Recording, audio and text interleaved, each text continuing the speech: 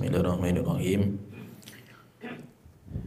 Innal hamdalillah nahmaduhu wa nasta'inuhu wa nastaghfiruh wa na'udzu billahi min syururi anfusina wa min sayyiati a'malina may yahdihillahu fala mudhillalah wa may yudlil fala hadiyalah. Wa asyhadu an la ilaha illallah wahdahu la syarikalah wa asyhadu anna Muhammadan abduhu wa rasuluh amma ba'du. Kita melanjutkan kitab Tauhid dan kita masuk di bab ke-21. Ini bab lanjutan dari bab sebelumnya,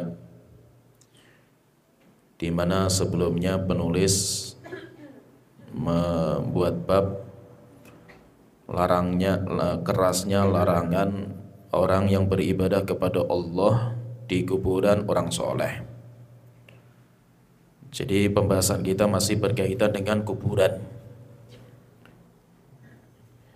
Kalau di bab sebelumnya, orang yang beribadah kepada Allah tetapi beribadahnya di kuburan orang soleh, dia tidak menyembah kepada orang soleh itu, tetapi menyembah Allah Ta'ala, itu saja dilarang.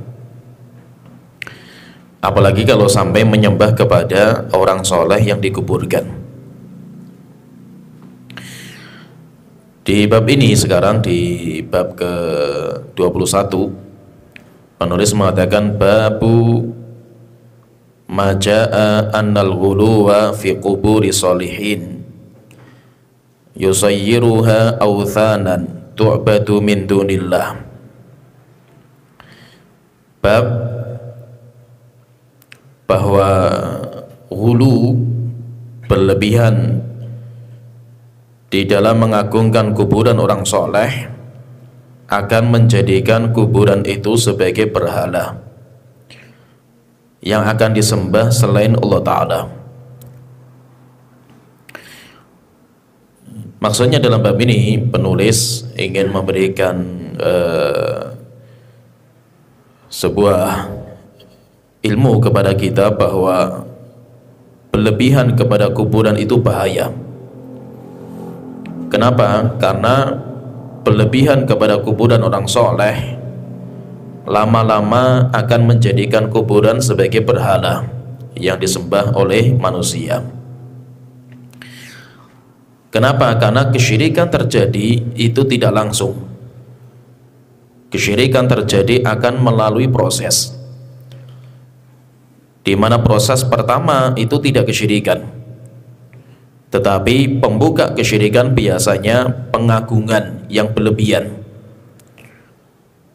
Ketika pengagungan mulai dilebihkan, mulai berlebihan, maka lama-lama pasti nanti akan dijadikan apa yang dia agungkan sebagai Tuhan, tandingan selain Allah Ta'ala. Sehingga ketika ditakutkan seperti ini, maka pintu-pintu kesyirikan harus ditutup, sehingga tidak boleh mengagungkan kuburan, yaitu kuburan orang soleh itu diagungkan, ditinggikan, bangunannya dibangun kubah, atau dikasih kain putih, atau dikasih kembang, atau dikasih minyak wangi, kasih lampu, atau yang lainnya. Kenapa? Karena nanti lama-lama, lambat laun nanti akan disembah. Dan penyembahan kepada kuburan itu tidak langsung, tetapi biasanya prosesnya panjang. Sehingga setiap pintu yang menyampaikan kepada kesyirikan harus ditutup. Harus ditutup, sehingga dari awal mengagungkan kuburan secara berlebihan sudah tidak dibolehkan di dalam agama kita. Kemudian dalam bab ini beliau membawakan beberapa riwayat. Ada 3 riwayat yang beliau bawakan. Beliau mengatakan rawa Malikun fil Muwatta. Imam Malik meriwayatkan di kitab Muwatta, anna Rasulullah sallallahu alaihi wasallam maqala, bahwa Rasulullah sallallahu alaihi wasallam beliau bersabda, Allahumma la taj'al qabri wathanan yu'bad. Ishtadda ghadabullahi ala qaumin ittakhadhu qubur anbiya'ihi masajid.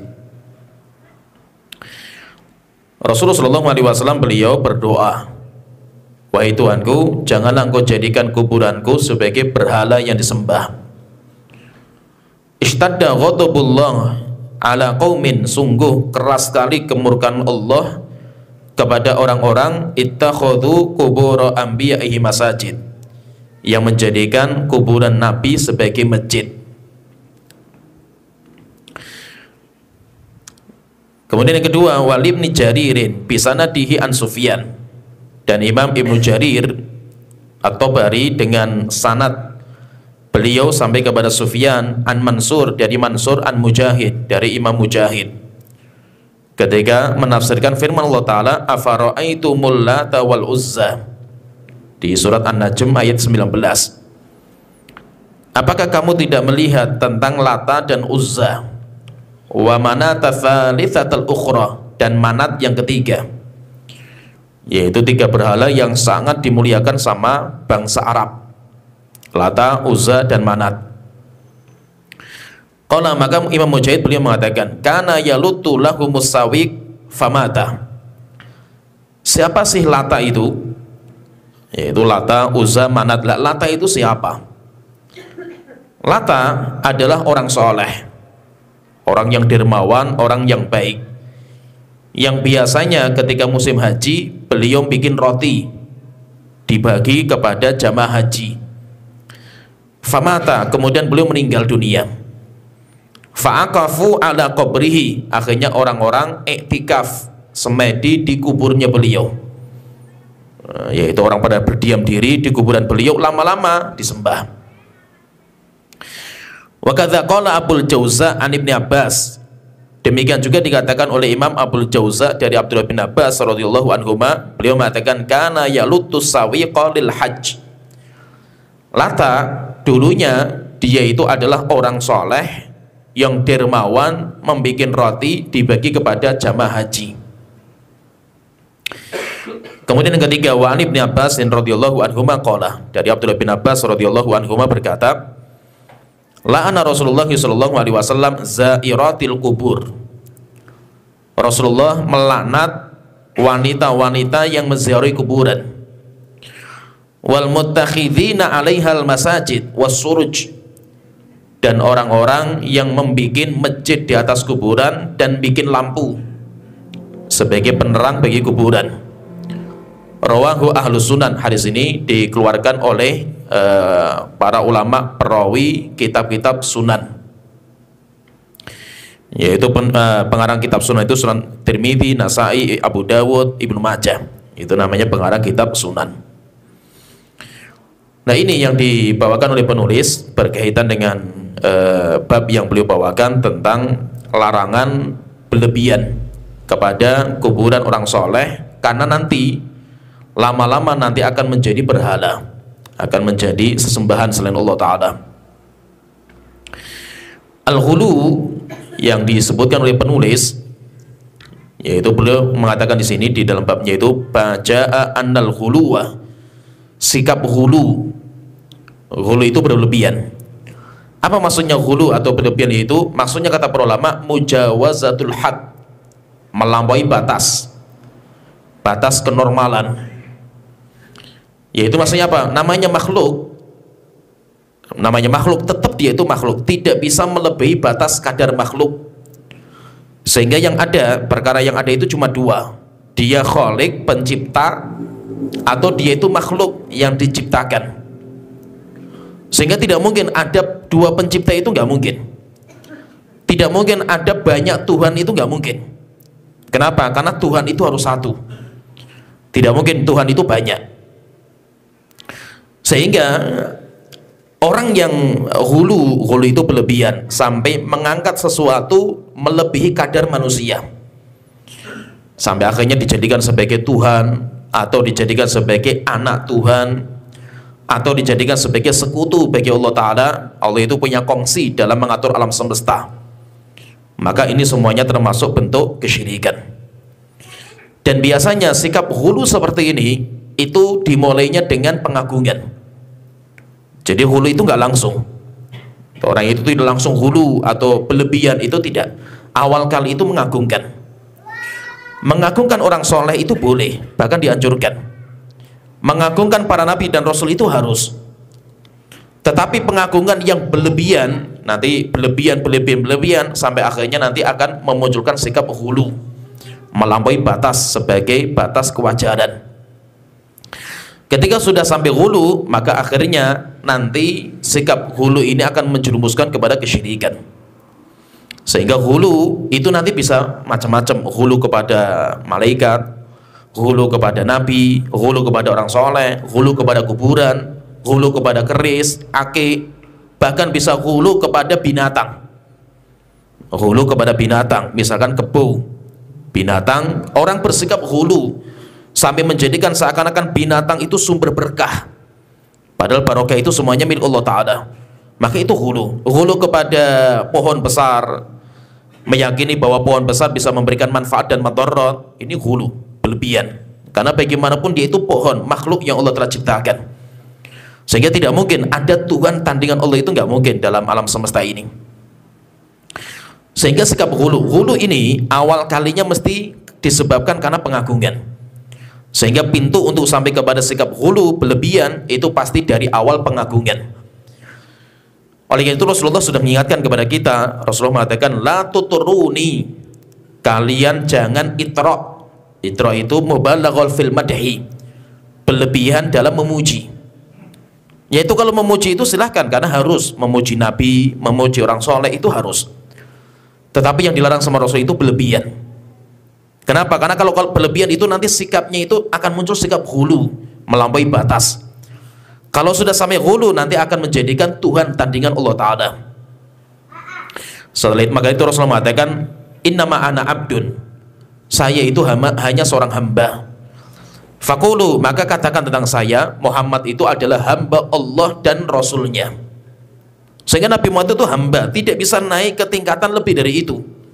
Sehingga tidak mungkin Nabi Muhammad itu menjadi anak Tuhan, atau sebagai Tuhan, atau sebagai sekutu bagi Allah Ta'ala, nggak mungkin.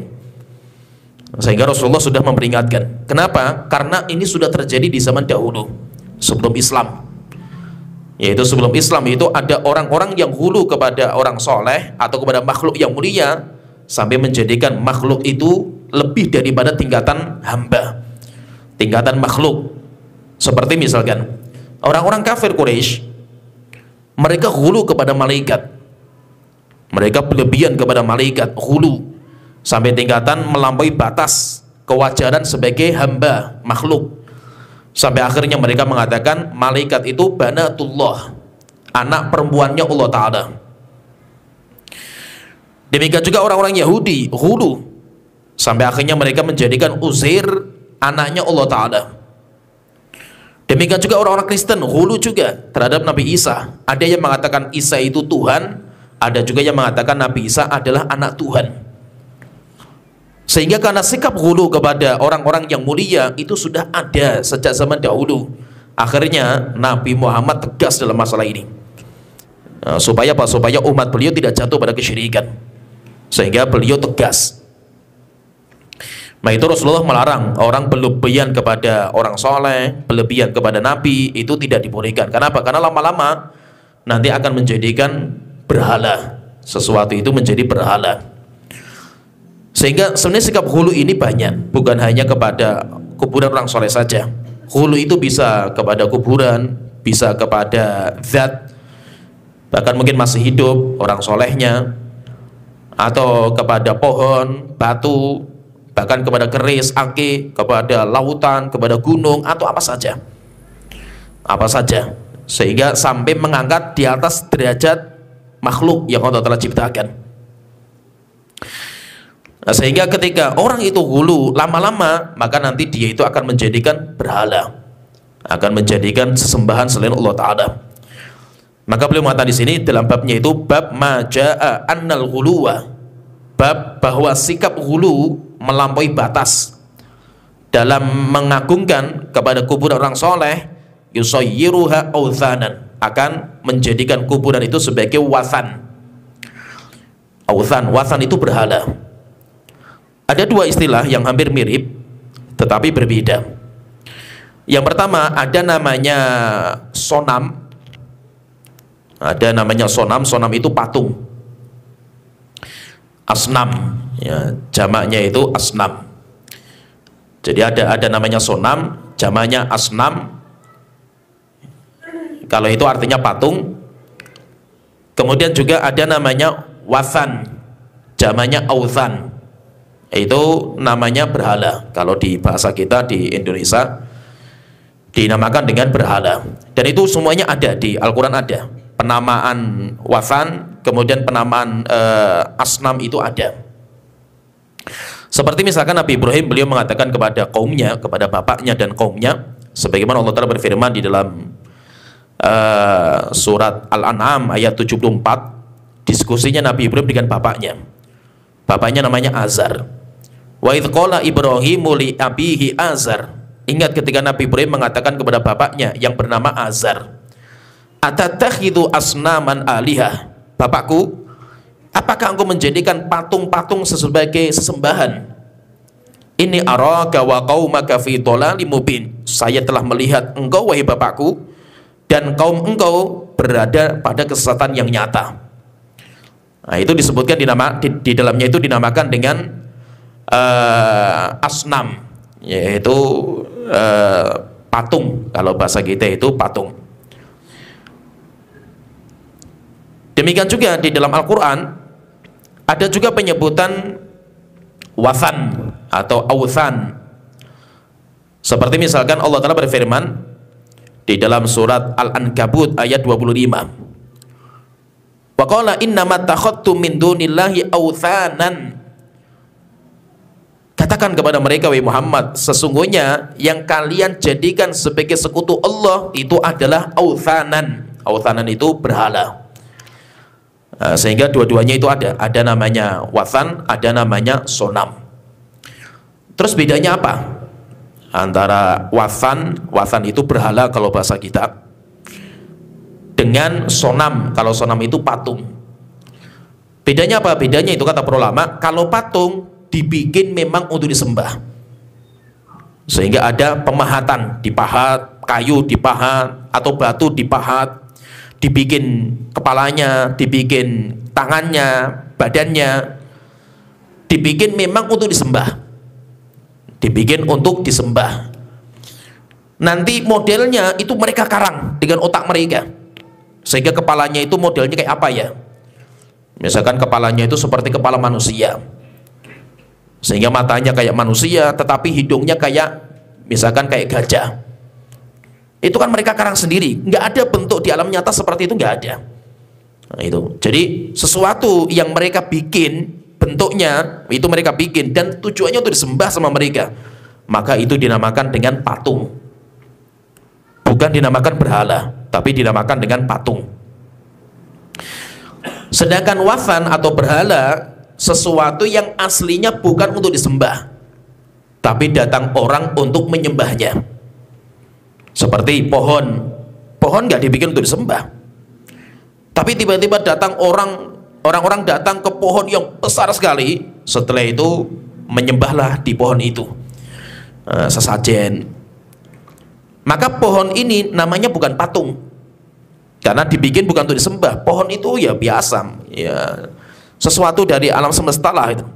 Tetapi datang orang menyembahnya, maka dia menjadikan pohon sebagai berhala. Namanya bukan patung. Contohnya lagi misalkan lautan kan dibikin bukan untuk disembah, tapi datang orang menyembelih kerbau, kemudian kepalanya dialirkan ke lautan untuk mengagungkan lautan, maka telah menjadikan lautan sebagai berhala. Sehingga kalau berhala itu lebih umum, bisa masuk apa saja, bisa masuk ke pohon, batu, gunung, masuk juga ke lautan, keris, ake, apa saja, kuburan. Kuburan termasuk juga, karena orang ketika meninggal dikubur, bentuk kuburan seperti itu tujuannya bukan untuk disembah, tapi datang orang yang menyembah kuburan itu, maka kuburan menjadi berhala. Sehingga nanti ada bedanya antara berhala dengan patung, itu ada bedanya. Kalau sampai dibikin, yaitu misalkan orang itu mengarang dengan otaknya sebuah bentuk yang memang tujuannya untuk disembah. Mau medianya itu pakai batu, atau medianya itu pakai kayu, atau medianya pakai misalkan pakai buah-buahan, atau pakai apa saja, pakai tanah liat, kemudian setelah itu mereka bentuk, kemudian mereka sembah dengan bentuk tertentu yang mereka inginkan, maka itu dinamakan dengan sonam. Dan di bangsa Arab itu banyak sekali sonam seperti itu, banyak. Bahkan di Ka'bah saja, sekeliling Ka'bah ada 360 sonam, patung yang ada bentuknya. Jadi bentuknya itu ada. Jadi orang kafir Quraisy itu, mereka itu menyembah, ada sonam yang mereka sembah, patung yang mereka bikin. Ada juga mereka itu menyembah wathan, seperti pohon besar. Mereka kalau lewat pohon besar, mereka itu beranggapan kalau pohon besar itu barokah, ampuh, sehingga mereka itu biasa menancalkan pedang-pedang mereka dan senjata mereka di pohon. Setelah itu mereka semedi di pohon itu, beranggapan nanti pedangnya mereka, senjatanya mereka itu ampuh, ngelap berkah pada pohon yang besar. Berarti itu ada, kesyirikan seperti ini itu ada. Nah, berarti intinya kesyirikan itu bisa menyembah kepada bentuk yang mereka inginkan. Demikian juga ada juga yang menyembah kepada medianya itu sesuatu yang bukan dibikin untuk disembah. Tapi yang perlu kita pahami ya, ini perlu kita pahami, Imam Qayyim rahimahullah ta'ala beliau mengingatkan masalah ini. Kenapa kok orang itu menyembah kepada batu, menyembah kepada pohon, menyembah kepada keris, kuburan, gunung, lautan, dan yang lainnya? Secara otak, secara akal manusia itu nggak masuk akal. Orang menyembah batu itu nggak masuk akal. Kenapa? Batu saja nggak bisa ngomong, nggak bisa bergerak, nggak bisa menyelamatkan dirinya sendiri. Tapi kenapa kok manusia itu rela menyembahnya? Ya, batu saja nggak bisa apa-apa kan itu. Nah itu ketika Nabi Ibrahim diskusi sama orang-orang kafir zaman itu, kan Nabi Ibrahim itu metodenya kan pakai akal, logika. Karena memang debat sama orang kafir itu nggak nyambung. Kalau mereka itu diskusi pakai dalil nggak nyambung, karena mereka nggak beriman. Sehingga Nabi Ibrahim itu sering diskusinya dengan orang kafir itu dengan logika. Maka pernah Nabi Ibrahim ketika beliau itu diajak untuk menyembah berhala di perayaan mereka, maka Nabi Ibrahim beralasan, saya tidak bisa ikut kalian karena saya sedang sakit. Akhirnya Nabi Ibrahim ditinggal sama masyarakat pindah ke sebuah tempat perayaan karnavalnya mereka. Akhirnya kampung situ sepi, nggak ada orang. Akhirnya Nabi Ibrahim datang ke tempat penyembahan berhala, patung, sama Nabi Ibrahim dihancurkan semua, disisakan yang paling besar. Tujuannya untuk apa? Nanti Nabi Ibrahim itu pengen diskusi secara logika, otak. Karena memang diskusi dengan orang kafir itu nggak bisa pakai dalil. Mereka nggak beriman sama Al-Quran, nggak beriman sama hadis, sehingga kita nggak nyambung. Diskusi dengan dalil itu nggak nyambung dengan mereka. Sebagaimana Allah tersebutkan kisahnya Nabi Ibrahim, dan itu logika ya. Maka nanti dari situ kita fahami kenapa kok mereka itu menyembah kepada batu, pohon, yang batu pohon saja ngomong nggak bisa gitu, memberikan sesuatu nggak bisa, kenapa mereka sembah? Maka nanti ada sesuatu di balik itu. Allah Ta'ala berfirman menceritakan kisah Nabi Ibrahim, nanti dari situ mereka nanti faham. Dari sini kita faham cerita ini. Di surat Al-Anbiya ayat ke-51, Allah Ta'ala berfirman, walaqad ataina Ibrahim rusydahu min qablu wa kunna bihi alimin. Kami telah memberikan kepada Nabi Ibrahim petunjuk yang jelas, dan kami mengetahui tentang Nabi Ibrahim, yaitu sangat-sangat kita itu mengetahui. Idh qala li abihi wa qaumihi ma hadhihi tamathilul lati antum laha akifun. Ketika Nabi Ibrahim protes sama bapaknya dan kaumnya, kenapa patung-patung seperti ini kok kalian itikaf di dalamnya, semedi, yaitu berkumpul kemudian kalian menyembahnya? Akhirnya mereka alasannya, lah itu alasan klasik lah, sampai sekarang ya seperti itu. Orang-orang kafir, orang-orang penyembah berhala sampai sekarang ya alasannya kayak mereka, klasik alasannya itu. Apa kata mereka? Qalu wajadna aba'ana laha abidin. Karena kita mendapatkan nenek moyang kami seperti itu. Nenek moyang kami menyembah berhala itu. Jadi mesti dalilnya nenek moyang. Dalilnya apa? Melestarikan budaya. Dalilnya karena adat istiadat masyarakat, itu dalil. Jadi dari dulu sampai sekarang alasannya itu klasik. Alasannya itu karena memang mereka itu nggak punya akal, sehingga untuk diskusi nggak bisa mereka ini. Qala laqad kuntum antum wa aba'ukum fi dhalalim mubin. Maka Nabi Ibrahim mengatakan, sungguh kalian dan nenek moyang kalian semuanya berada pada kesesatan yang nyata. Qalu ajitana bil haqqi am anta minal la'ibin. Maka Nabi Ibrahim mengatakan, ya, mereka mengatakan kepada Nabi Ibrahim, Ibrahim, kamu itu ngomong sama kita, diskusi, kamu itu ingin membawa kebenaran atau kamu itu ngolok-ngolok agama kita? Qala bar rabbukum wa rabbus samawati wal ardi allati fatarahunna wa ana ala dzalikum minasyahidin. Saya datang kepada kalian dengan membawa kebenaran bahwa sesuatu yang berhak kalian sembah itu hanya Allah, Tuhan yang menciptakan langit dan bumi dan yang menciptakan kalian. Wa tallahi la'aqidanna asnamakum ba'da an tuwallu mudbirin. Akhirnya Nabi Ibrahim mengatakan, demi Allah akan saya bikin makar untuk mereka setelah nanti mereka pulang dari perayaan karnaval. Akhirnya ketika mereka pulang, faja'alahum judadzan, Nabi Ibrahim menghancurkan patung-patung itu, illa kabiral lahum, kecuali yang paling besar. La'allahum ilaihi yarji'un, supaya mereka sadar dengan patung yang besar ini. Akhirnya mereka pulang. Ketika pulang, qalu, mereka mendapatkan patungnya sudah hancur, tuhan-tuhan mereka. Akhirnya mereka mengatakan, man fa'ala hadza bi alihatina innahu laminadz zalimin. Siapa yang telah merusak Tuhan-Tuhan kami, sungguh dia zalim sama Tuhan-Tuhan kita. Ini kan bodoh sekali, secara logika nggak masuk orang seperti ini. Tuhan itu membela dirinya sendiri saja nggak bisa gitu. Kok mereka sembah gitu? Qalu sami'na fatan yadhkuruhum yuqalu lahu Ibrahim. Akhirnya mereka mengatakan, kami mendapatkan ada seorang pemuda yang sukanya protes sama budaya kita. Orang itu namanya Ibrahim.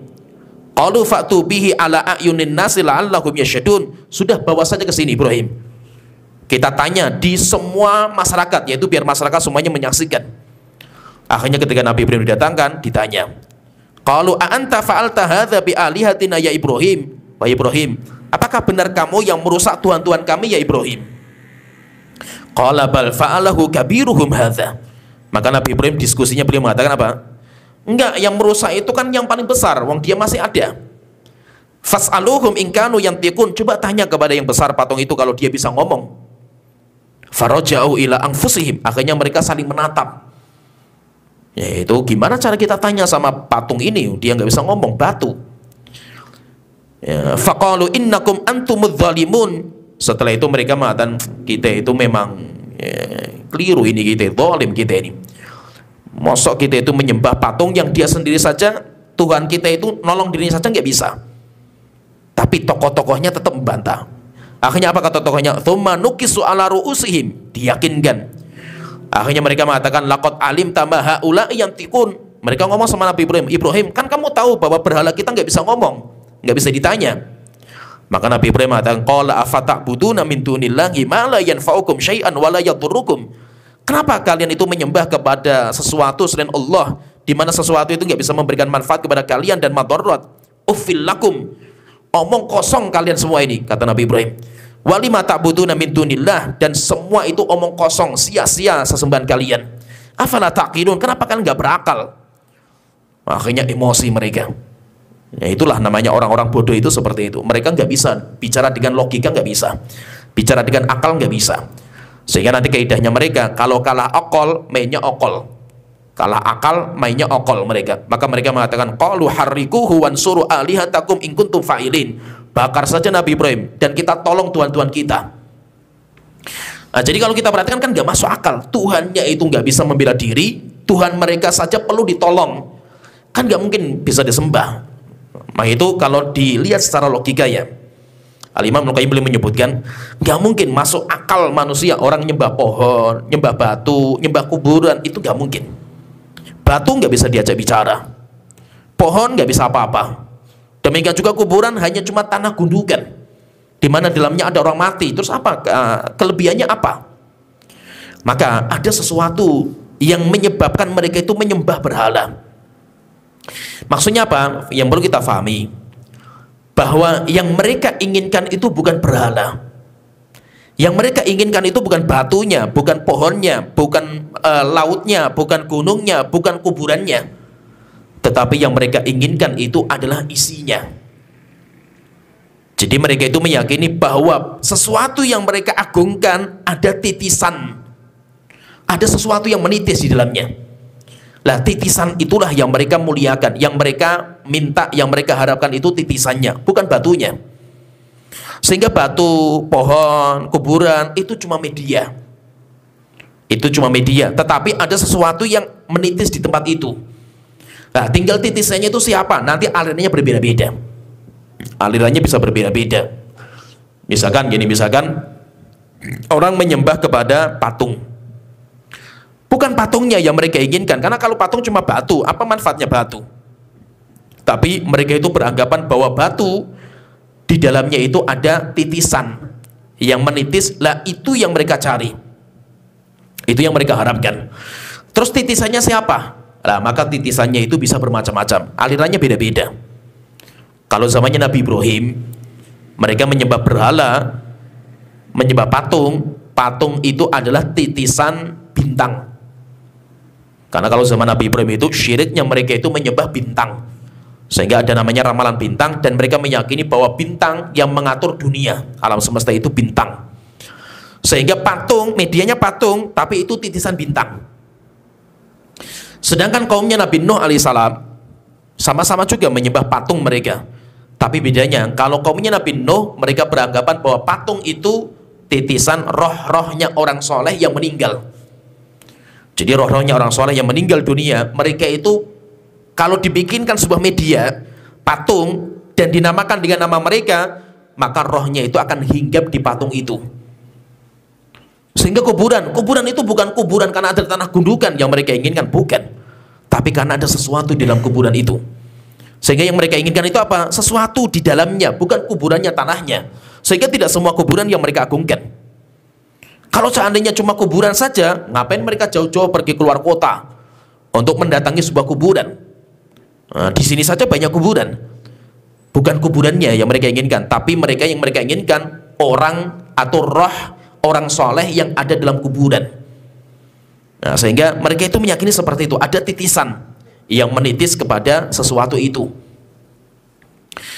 Nah, jadi keyakinan seperti ini bahwa ada titisan yang menitis kepada sesuatu benda yang mereka bikin untuk patung atau berhala, itulah yang menjadikan mereka itu berbuat kesyirikan. Jadi mereka berbuat kesyirikan, kenapa? Karena mereka datang kepada pohon, bukan pohonnya yang mereka inginkan, tapi ada sesuatu penunggu pohon. Jadi ada penunggunya. Jadi ada mbah bau reksonya. Demikian juga ada titisannya. Nah, itu yang mereka inginkan. Yang mereka inginkan itu seperti itu. Sehingga nanti kalau kita lihat ya, kesyirikan yang seperti ini itu modelnya bermacam-macam. Modelnya banyak sekali, modelnya bermacam-macam, alirannya berbeda-beda. Tetapi semuanya sama. Semuanya sama, bahwasanya mereka menjadikan sesuatu selain Allah sebagai sekutu, sebagai tandingan.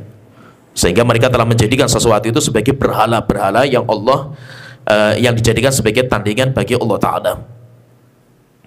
Nah, jadi maksudnya nanti seperti itu. Maka itu beliau mengatakan di sini bahwa berkaitan masalah kuburan, beliau mengatakan hulu kepada kuburan orang soleh nanti akan menjadikan kuburan itu sebagai wathan, sebagai berhala yang disembah selain Allah Ta'ala. Sehingga dinamakan dengan kuburan itu dengan berhala, bukan patung, karena dibikin bukan untuk disembah, tetapi tiba-tiba datang orang menyembahnya. Dan orang menyembah kuburan itu nggak langsung, prosesnya lama. Prosesnya itu lama, sampai akhirnya tiba-tiba nanti disembah. Tidak langsung ada orang meninggal langsung setelah itu disembah kuburannya, tidak. Ada proses. Proses sampai akhirnya nanti orang datang untuk menyembahnya. Hadis yang pertama yang dibawakan oleh penulis yaitu tentang doanya Rasulullah SAW. Dan hadisnya itu sebenarnya dhaif hadisnya, cuma karena ada banyak riwayat yang menguatkan sampai akhirnya sebagian ulama mengatakan hadisnya sahih. Yaitu doanya Rasulullah, dan itu ketakutan Rasulullah SAW. Sebagaimana telah kita sebutkan di bab sebelumnya, Rasulullah ketika mau meninggal, 5 hari sebelum meninggal dunia, Rasulullah itu dikabari sama istrinya beliau namanya Ummu Salamah, ya Rasulullah, kita dulu ketika hijrah ke Habasyah, kita melihat gereja-gereja di sana ditaruh di dalamnya itu patung-patung pendeta atau digambar. Jadi pendeta yang soleh ketika meninggal, maka nanti digambar, gambarnya ditempel di tembok-tembok gereja. dan mereka mengagungkan kuburannya. Jadi kuburannya dimuliakan, diagungkan, dan itu kebiasaan mereka, bukan kebiasaan kaum muslimin. Maka Rasulullah ketika mendapatkan seperti ini, maka Rasulullah mengatakan laknatullah alal yahud wan nasara, semoga Allah melaknat orang-orang Yahudi dan Nasrani, ittakhadhu qubur anbiya'i masajid, karena mereka telah menjadikan kuburan nabi mereka sebagai masjid. Wa ini anhakum an dzalika, saya larang kalian jangan berbuat seperti itu. Jadi Rasulullah tegas, Rasulullah melarang. Demikian juga Rasulullah mengatakan wa ini anhakum an dzalika, saya larang kalian, fala tattakhidul qubur al masajid, kalian jangan menjadikan kuburan sebagai masjid. Nah, maka di antara takutnya Rasulullah, karena Rasulullah takut juga, mungkin kalau beliau meninggal dunia berjalan waktu lama, ilmu sudah mulai hilang, nanti kuburan beliau pun nanti akan diagungkan juga. Akhirnya Rasulullah berdoa. Rasulullah mengatakan dalam doa beliau, Allahumma la taj'al qabri wathanan yu'bad, Tuhanku, janganlah kau jadikan kuburanku sebagai berhala yang disembah. Dan Allah kabulkan doanya Rasulullah, Allah kabulkan, sehingga tidak ada seorang pun yang bisa menyembah kuburnya Rasulullah sampai sekarang. Kenapa? Karena dijaga sama Allah Ta'ala, dijaga sama Allah Ta'ala. Terus bagaimana cara Allah menjaga? Cara Allah menjaga, maka dengan cara dibikinkan 3 tembok. Dan itu yang disebutkan sama Imam Al-Qayyim rahimahullah ta'ala. Jadi Allah kabulkan doanya Rasulullah, sehingga tidak ada seorang pun yang bisa menyembah kuburnya beliau. Ini terus bagaimana cara Allah itu menjaganya? Maka dijaga dengan 3 tembok. Sebagaimana kata Imam Al-Qayyim dalam nuniyahnya beliau mengatakan, fa'ajaba rabbul alamina du'aahu wa ahatahu bi thalathati judrani hatta ghadat arja'uhu bidu'aihi fi izzatin wa himayatin wa siyani. Beliau mengatakan, kata Imam Al-Qayyim, Allah kabulkan doanya Rasulullah, sehingga kuburnya Rasulullah ditutupi dengan 3 tembok. Sampai ketika tembok-tembok ini sudah kokoh, maka Rasulullah terjaga kuburannya. Demikian juga Rasulullah mulia. Kenapa? Karena tidak ada seorang pun yang bisa menyembah beliau. Nah, jadi maksudnya gimana? Maksudnya itu dengan tiga tembok itu maksudnya gimana? Dulu ketika Masjid Nabawi, jadi Masjid Nabawi itu kecil. Kalau kita pergi ke Masjid Nabawi sekarang, jadi Masjid Nabawi itu kalau sekarang itu masih ada kecil, tapi itu yang ada ada raudhah, kemudian ada bangunan kecil di situ. Itu Masjid Nabawi. Sebelahnya raudhah itu langsung rumahnya Rasulullah. Lah rumahnya Rasulullah itu nanti ada kamar-kamar. Rasulullah meninggalnya di kamarnya Aisyah. Setelah itu kalau antum lihat ya di Masjid Nabawi, kalau yang pernah ke sana, nanti dari masjid yang kecil itu ada masjid lagi, bangunan lebih besar. Nanti ada bangunan lebih besar. Nah, bangunan setelahnya itu nanti ada tulisan kaligrafi. Itu bukan di zaman Rasulullah kalau itu. Maksudnya itu bukan masjid yang asli. Kalau yang masjid sekarang, bangunan besarnya luar biasa, itu sudah nggak ada kaligrafi, tapi masih banyak pernak-perniknya. Jadi kayak bukan lukisan atau bukan gambar, tapi bangunannya itu bagus dengan ornamen keramik-keramik yang bagus. Itu bangunan baru. Apalagi itu yang baru besarnya luar biasa, sampai Masjid Nabawi sekarang sudah hampir sampai di kuburan Baqi. Dan itu pun nanti akan diluaskan lagi karena sudah nggak cukup dengan jamaah-jamaah yang datang ke sana. Nah, jadi intinya gini, ini masjidnya Rasulullah, sebelahnya Rasulullah, masjidnya itu ada rumahnya Rasulullah. Rasulullah itu rumahnya kamar-kamar lah. Rasulullah meninggalnya di kamarnya Aisyah. Jadi tanahnya, kuburnya Rasulullah itu tanahnya beliau sendiri, bukan tanahnya masjid. Tapi karena masjid nggak cukup, akhirnya terjadi peluasan. Dulu peluasannya itu menghindari kuburan, terus ke sini. Tapi karena nggak mungkin di sini terus peluasannya, terpaksa harus ke samping. Lah ketika ke samping, maka kuburnya Rasulullah harus masuk dalam area masjid. Ketika masuk dalam area masjid, maka ulama-ulama tabi'in zaman itu protes. Akhirnya penguasa waktu itu tanya, terus solusinya gimana? Nggak mungkin kita kalau meluaskan masjid tanpa melewati sisi sebelahnya, nggak mungkin.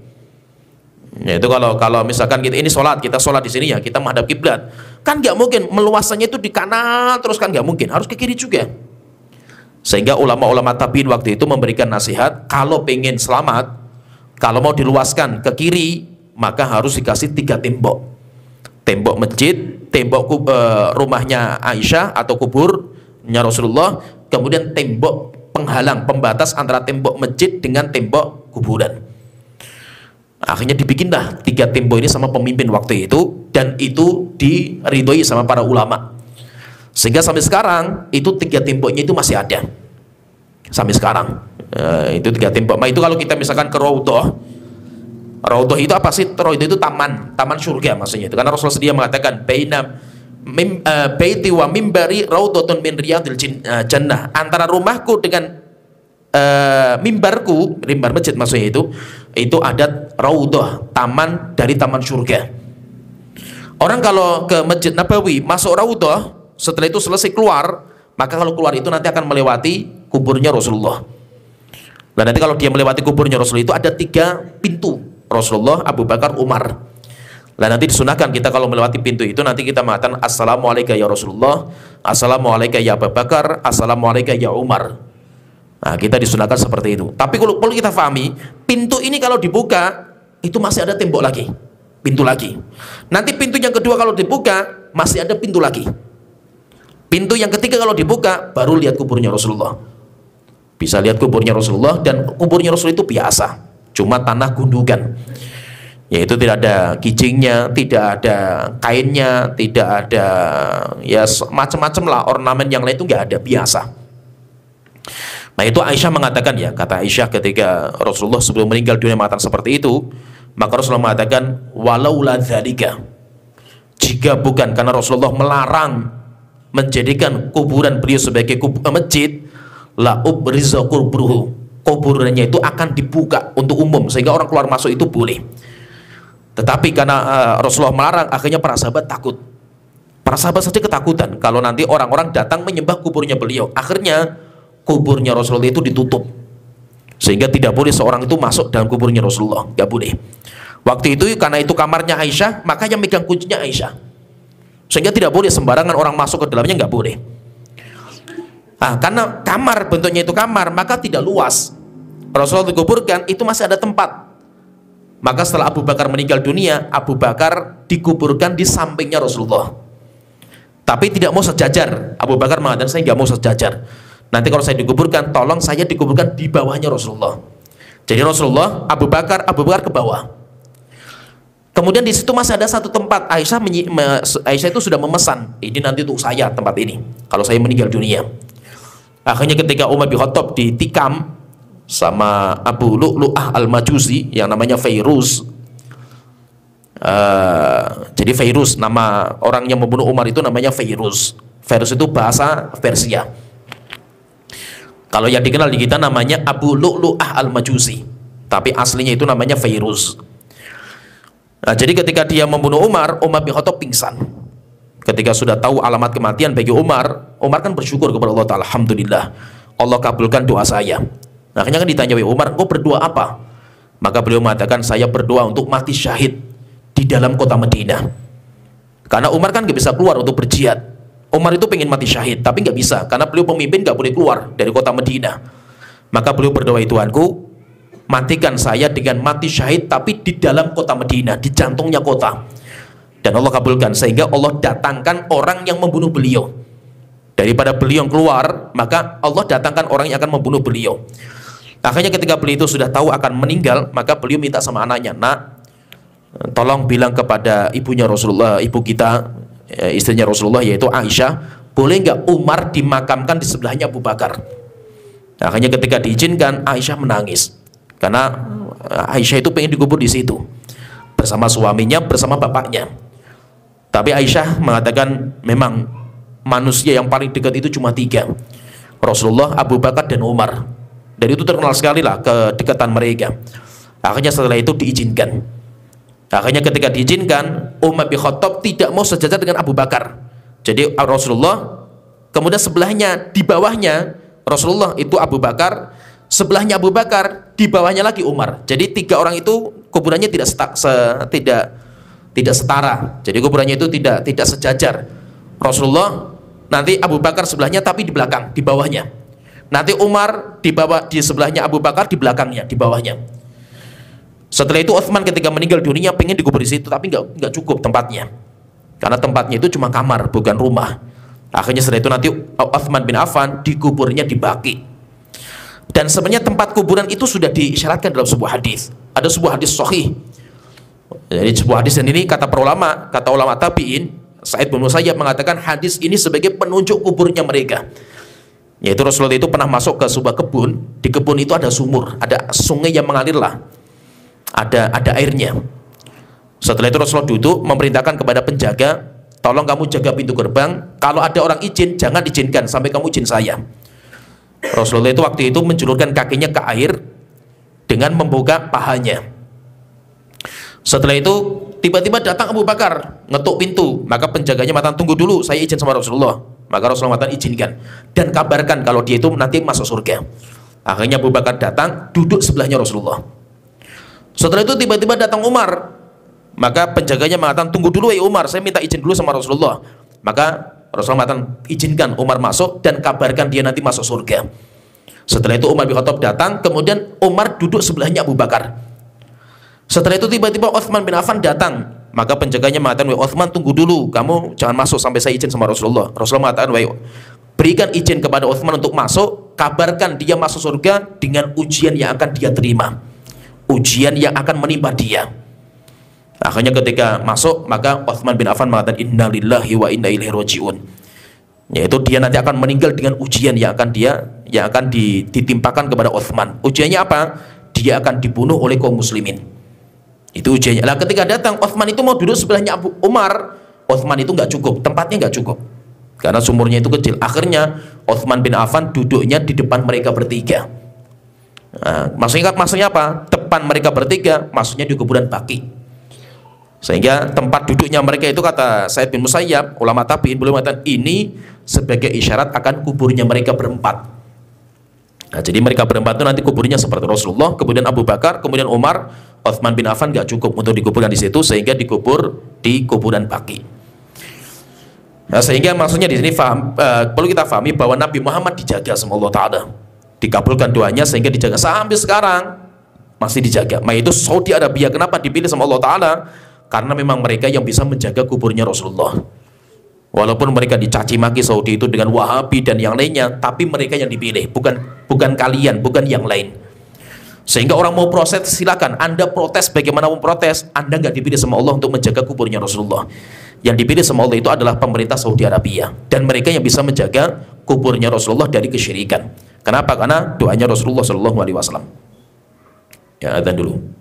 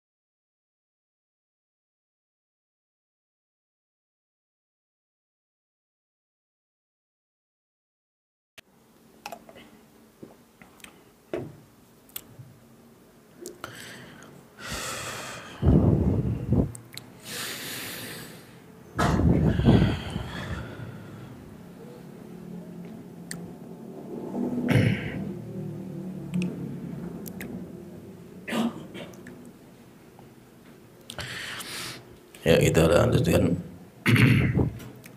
Doanya Rasulullah, beliau berdoa, Allahumma la taj'al qabri wathanan yu'bad. Tuhanku, jangan engkau menjadikan kuburanku sebagai berhala yang disembah. Dan Allah kabulkan. Setelah itu Rasulullah mengatakan, ishtadda ghadabullah ala qaumin, sungguh keras sekali kebencian Allah, kemurkaan Allah kepada orang-orang ittakhadhu qubur anbiya'ihi masajid, yang telah menjadikan kuburan para nabi sebagai masjid. Telah kita bahas di pembahasan sebelumnya, kita ulang lagi supaya kita faham bahwa menjadikan kuburan sebagai masjid itu ada 3 macam. Menjadikan kuburan sebagai masjid itu ada 3. Yang pertama, kuburnya ada dulu sampai dimuliakan, diagungkan, kemudian baru dibangun masjid di atas tanah kubur. Nah, jadi kasus yang pertama seperti ini. Jadi kuburan ada, dimuliakan, diagungkan, setelah itu dibangunkan masjid di atas tanah kuburan. Terus bagaimana orang sholat di sini? Orang sholat di sini batal, sholatnya tidak sah. Terus solusinya apa biar sah? Solusinya masjidnya dibongkar. Nggak ada solusi kecuali masjidnya harus dibongkar, karena ini masuk dalam masjid diror. Masuk dalam masjid diror, yaitu masjid yang dibangun di atas dosa dan maksiat. Ini yang pertama. Yang kedua, masjidnya ada. Setelah itu ada orang meninggal dunia, orang soleh, dikuburkan di dalam area masjid. Dikuburkan di masjid, di dalam masjid, yaitu di dalam area masjid. Terus bagaimana hukum sholat di sini? Hukum sholat di sini batal. Hukum sholat di sini batal. Solusinya apa? Solusinya kuburnya dibongkar, setelah itu dipindahkan di kuburan umum atau dikeluarkan. Jangan ditaruh di dalam masjid, dikeluarkan. Kalau kuburannya sudah diambil, kemudian setelah itu dikeluarkan, maka hukumnya boleh sholat di masjid itu. Ya, jadi kalau ini karena masjidnya ada lebih awal, sehingga boleh selama kuburannya dipindah. Yang ketiga, orang sholat dengan sujud, yaitu orang sholat dengan sujud di tanah kuburan. Nah, ini juga sama, ini juga menjadikan kuburan sebagai masjid. Terus apa hukum sholatnya? Sholatnya batal. Kenapa? Karena Rasulullah mengatakan, la tusallu ilal kubur, janganlah kalian sholat menghadap kuburan. Sehingga siapa yang sholat walaupun gak ada bangunan, walaupun tidak ada bangunan, orang masuk kuburan kemudian sholat sampai sujud di kuburan itu, maka sholatnya batal. Sholatnya batal karena tidak boleh sujud di kuburan. Menghadap kuburan itu nggak boleh. Jadi yang dimaksud dengan menjadikan kubur nabi, kubur orang soleh sebagai masjid itu nanti masuk 3-tiganya. Semuanya hukumnya batal sholatnya. Sekarang kalau masalah yang lain, misalkan ini sudah kita bahas juga, tapi kita ulang lagi. Bagaimana kalau kuburan berdampingan dengan masjid, tapi tanahnya berbeda? Ini tanahnya tanah kubur, tanahnya juga tanah masjid. Beda tanahnya, statusnya beda. Misalkan ada orang wakaf kuburan, misalkan kuburannya 1 hektar, kemudian juga dia wakaf sebelahnya itu misalkan 500 atau 1000 meter untuk masjid. Sehingga beda, tanahnya statusnya beda. Ini tanah kuburan, ini tanah masjid, beda. Tapi sebelahan. Seperti misalkan kita musola ini, masjid ini ya. Pas baratnya kita, di luar tembok tapi, itu kuburan. Tidak ada pembatas yang lain. Yang ada pembatasnya cuma tembok saja. Apa hukumnya dalam masalah ini? Dalam masalah ini ulama kita berbeda pendapat. Fahami ya. Kalau masalah ini khilaf, para ulama berbeda pendapat. Sehingga ada ulama yang mengatakan nggak boleh selama tidak ada tembok, 3 tembok seperti kuburnya Rasulullah. Ada yang mengatakan boleh sholat di situ dan nggak ada masalah, seperti pendapatnya Syekh Mukbil. Demikian juga yang khilaf panjang lah dalam masalah ini. Atau contohnya misalkan ya, kuburan, ada kuburan tapi di luar masjid, bangunan masjid. Contohnya di tempat parkir ada kuburan. Itu boleh atau tidak di situ? Khilaf juga panjang para ulama. Kenapa? Karena ulama saja sudah berbeda pendapat menetapkan status masjid itu mana. Jadi yang dinamakan masjid itu apa sih? Kalau Imam Bukhari, masjid itu batasannya pintu. utama. Jadi kalau ada pintu yang bisa ditutup, lah itu namanya masjid. Maka teras, rohbah, teras itu bukan masjid kalau mazhabnya Imam Bukhari. Kalau ulama yang lain mengatakan teras termasuk masjid, tapi parkir nggak masuk, walaupun tanah masjid. Ada yang mengatakan enggak, standarnya masjid itu adalah tanah wakafnya, sehingga berarti sejak gerbang itu sudah masjid semua. Maka kalau ada kuburan di situ nggak boleh. Jadi khilaf panjang dalam masalah ini. Jadi status masjid itu apa? Itu sudah khilaf. Sehingga selama bukan di bangunan dalam masjid ya, masih di luar, itu para ulama berbeda pendapat. Tapi kalau di dalam area bangunan masjid, kuburnya ada di situ, maka itu jelas nggak boleh. Kalau itu jelas. Tapi kalau kuburan di luar, maka itu masalah khilafiyah. Bagaimana kalau yang membatasi itu cuma tembok, maka itu masalah khilafiyah.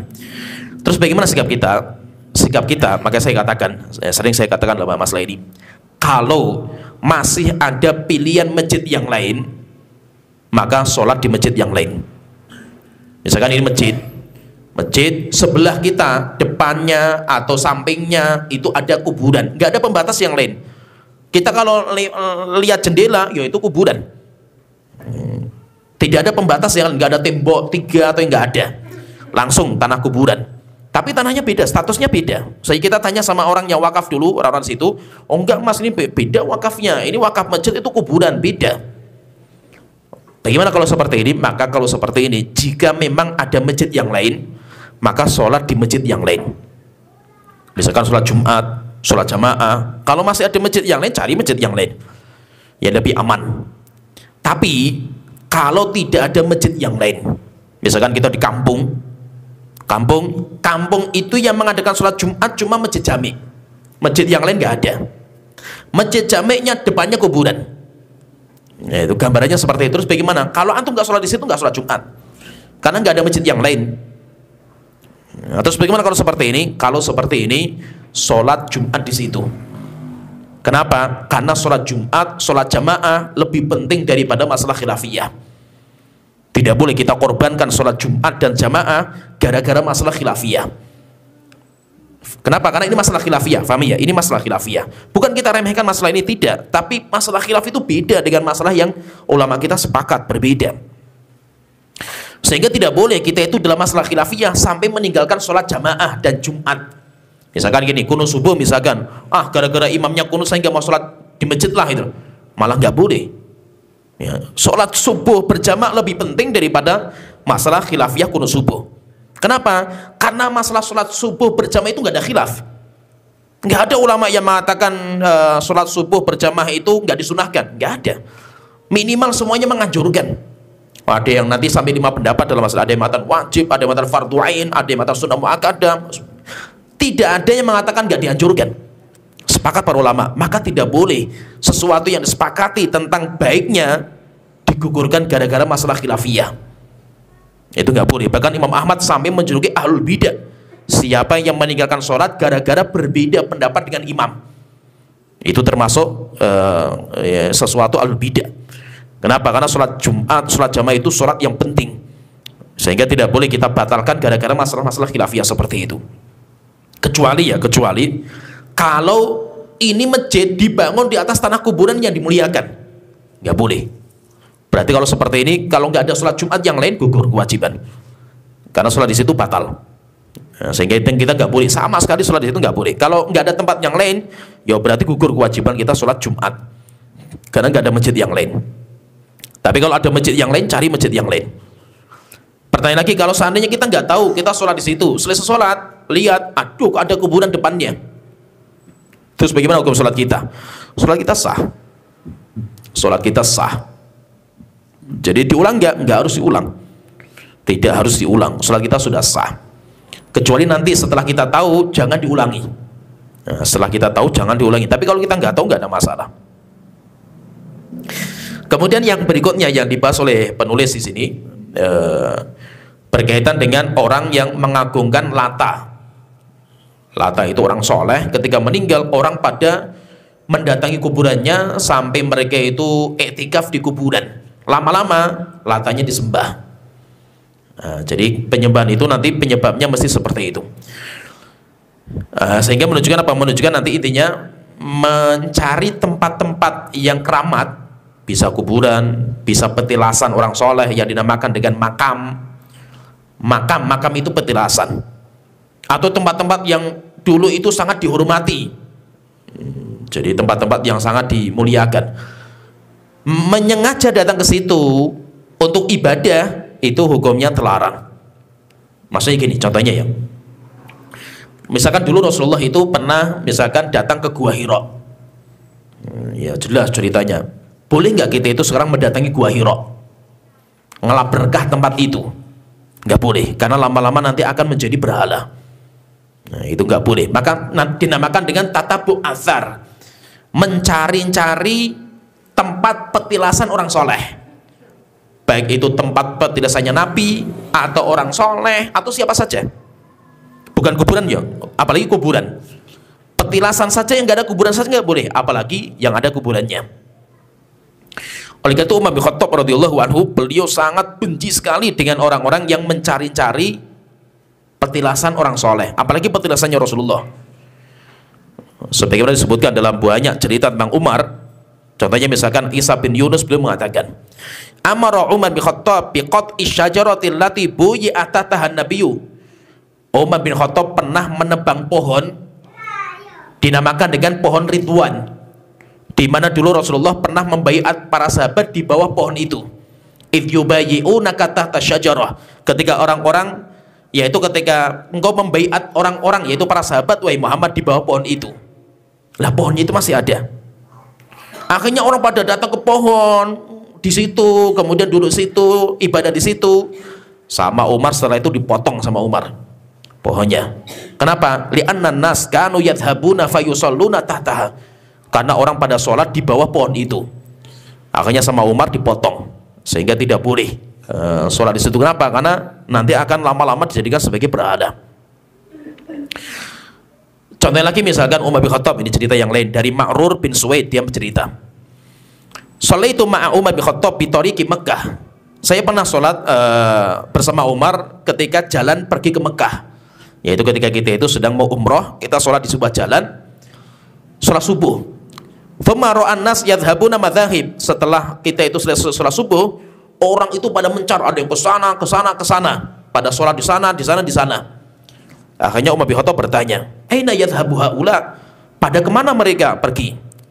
Akhirnya ada orang ngomong, ya Umar, ya Amirul Mukminin, masjidun shalla fihi nabi, di situ itu ada bekas Rasulullah sholat. Rasulullah safar, mampir di sebuah tempat, Rasulullah sholat. Akhirnya para sahabat pengen sholat di tempat itu.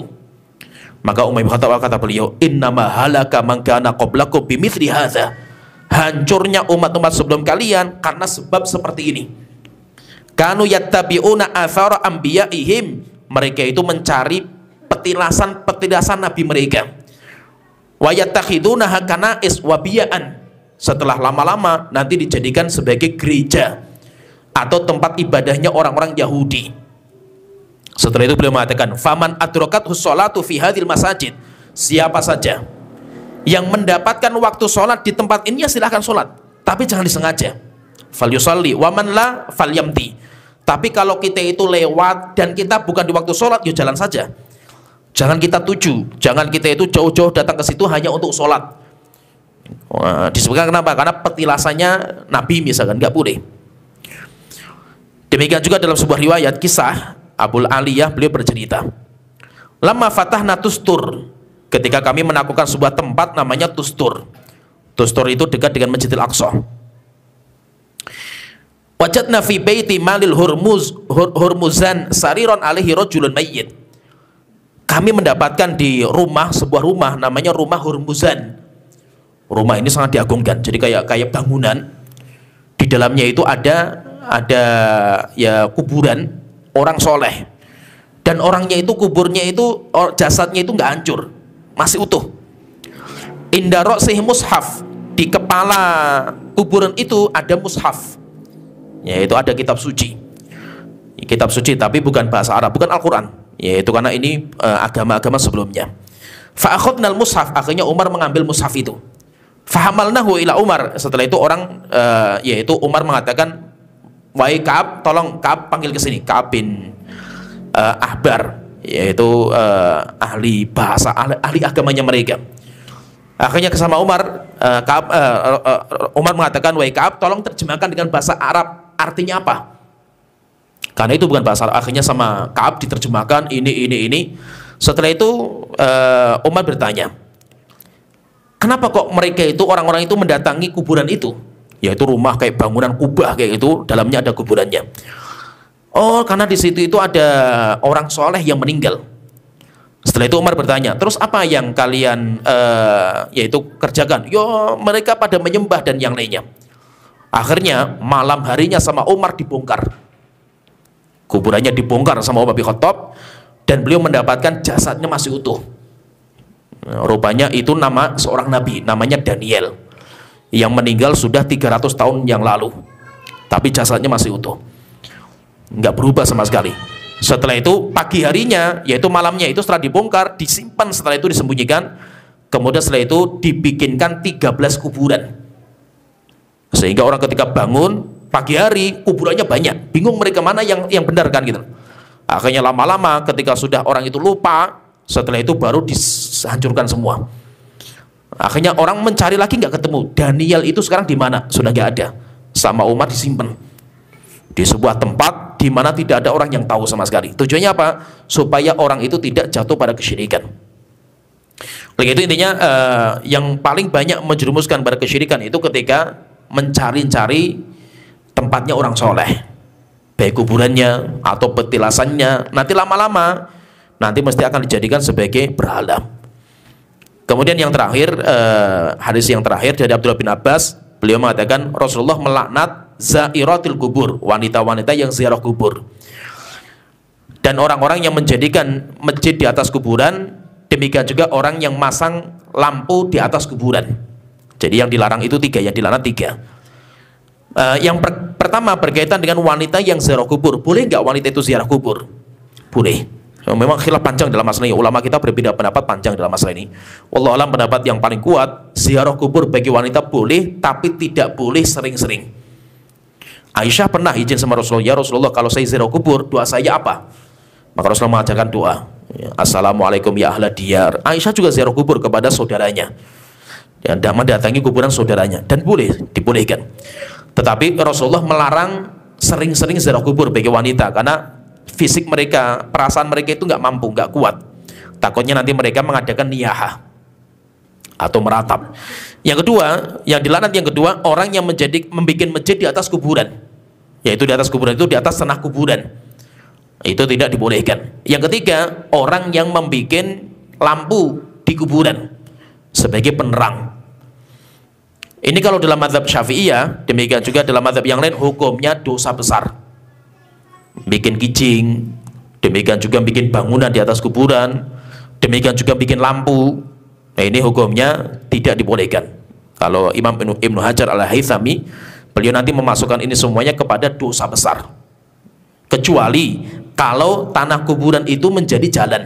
Jadi ada tanah kuburan besar, kemudian di dalamnya itu ada jalannya, seperti di kuburan di Pekalongan, Sapura itu, di dalam tanah kuburan itu banyak jalan. Boleh nggak jalan itu dikasih lampu? Boleh, karena memberikan lampu untuk jalan manusia, tapi bukan memberikan lampu untuk kuburan. Kalau kuburan nggak boleh, karena itu termasuk menyanyiakan harta, dan takutnya nanti orang-orang pada mengagungkan kuburan itu, sehingga tidak boleh digijing, disemen. Demikian juga kuburan tidak boleh dibikinkan bangunan di atasnya. Demikian juga tidak boleh ada lampu, lampu sebagai penerang, sehingga nanti intinya berlebihan kepada kuburan. Apalagi sampai kuburan itu dikasih kain, kasih minyak wangi, kemudian dikasih bangunan keramik yang bagus. Bahkan di beberapa tempat kuburan lebih mewah daripada masjid. Sampai ada di sebuah tempat ada musola, dekatnya itu ada kuburan. Musolanya mau ambruk, nggak ada yang ngurus, kuburannya mewahnya luar biasa. Dan itu ada kasus seperti ini, itu ada. Sampai ada orang yang sujud, sholat itu sujudnya bukan menghadap kiblat, sujudnya menghadap kuburan, ada juga. Sampai ada sebagian kuburan yang ditulisi ud'uni astajib lakum, mintalah, doalah kepadaku, saya akan kabulkan. Anak panahnya itu menuju ke kuburan. Ini kan ngeri sekali. Bahkan ada beberapa kuburan, orang yang jalan di situ harus merangkak. Masuk area kuburan, pintu gerbang itu dari situ sudah merangkak. Tidak boleh berjalan kaki, tapi harus merangkak jalannya. Dan ada, luar biasa mengerikan. Sampai ada juga kuburan ketika dibongkar dibuka pintu, jadi ada pagernya itu dibuka, banyak kertas di situ. Kertasnya yang minta sama penghuni kubur, wei fulan berikan saya anak, wei fulan tolong bayarkan utang saya. Jadi langsung mintanya kepada penghuni kubur. Itu juga syirik akbar. Ya, itu, dan itu banyak. Ya, itu kayak seperti ini di Indonesia, pahamlah kita kejadian seperti ini. Dan itu termasuk syirik akbar yang hukumnya tidak dibolehkan dalam agama kita. Ya, sampai di sini pembahasan kita. Nanti kita jadi masalah kuburan kita sudah selesai. Nanti setelah itu kita masuk pembahasan bagaimana Rasulullah sangat kuat dalam menjaga umat Islam jangan sampai jatuh pada kesyirikan. Ya, sampai sini pembahasan kita. Wa akhiru da'wana alhamdulillahirabbil alamin. Muhammad wa ala alihi wa sahbihi ajmain.